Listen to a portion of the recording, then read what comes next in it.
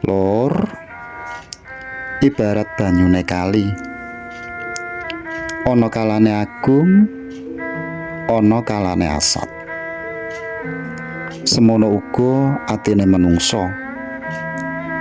Ana kalane bungah, ning ya ana kalane susah. Gumantung sangka kahanan apa kang lagi diadepi.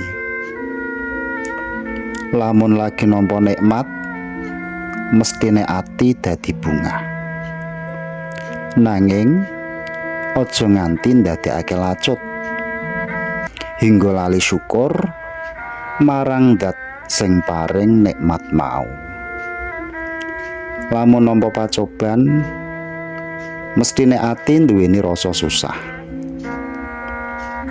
Nanging uga kudu tansah eling yen Gusti Pangeran ora bakal paring coba marang kawulane nganti ngluwihi bates kekuatane kawula mau.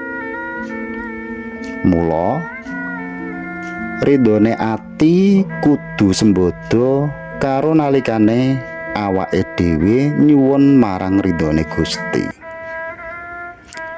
Ayo lor, padha digagas lan dilaras.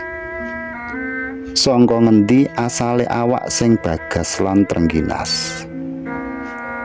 Sapa sing paring akal iki dadi cerdas tur waras?